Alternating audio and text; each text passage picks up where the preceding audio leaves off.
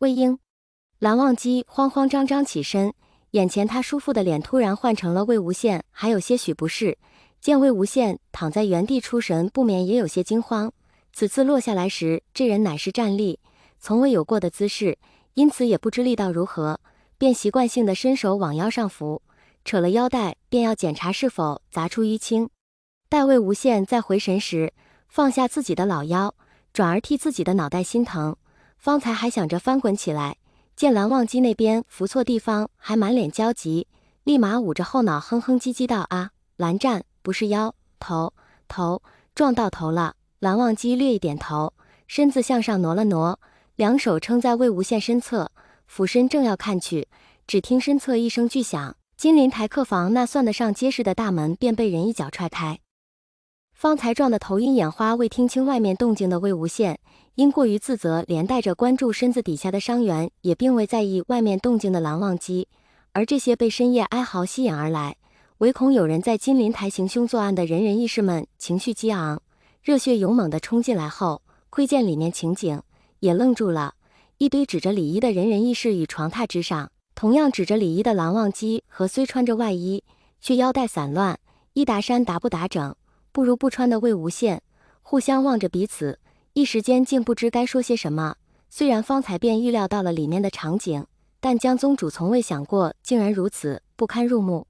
与他一同落在后面的还有同样知情的三尊之二蓝曦臣与金光瑶，至于另一个，虽然不是领头之人，可所占位置还是比较靠前的，照那位以往的脾性，估摸着最无法接受的那个吧。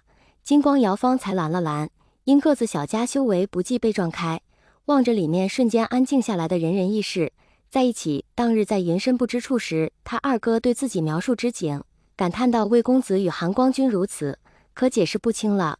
江澄木着脸，跟着点点头。此刻的他仿佛升华了一般，整个人脱胎换骨到另一新境界，无欲无求，世间万物皆是画像，心不动，万物皆不动；心不变，万物皆不变。金光瑶道：“江宗主，你还好吧？”江澄道：“我很好。”金光瑶点点头，又去问蓝曦臣二哥：“你怎样？”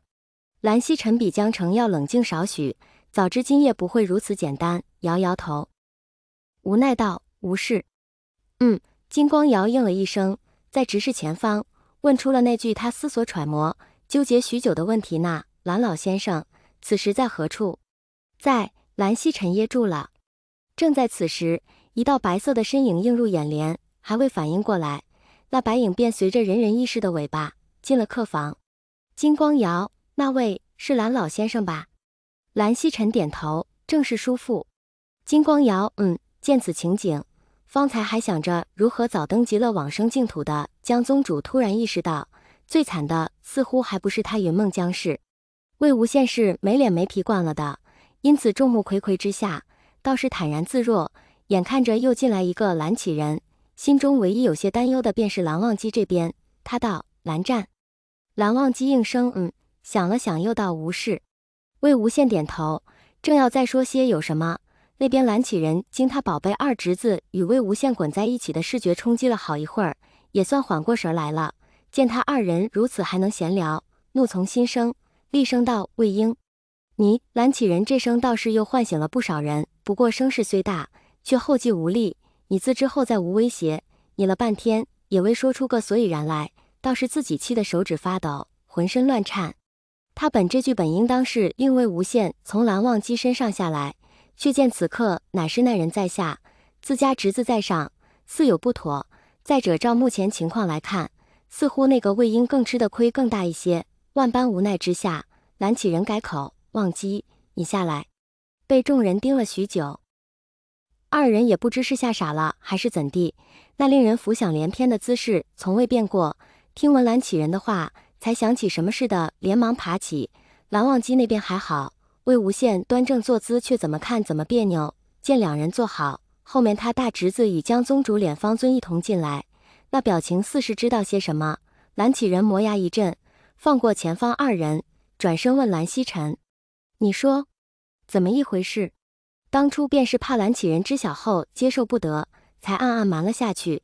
如今见事情败露，他们家的也不会撒谎，只好实话实说。近日不知为何，每晚忘机都会掉落在魏公子床身上。蓝启仁眉头紧皱，说清楚，床榻上还是身上？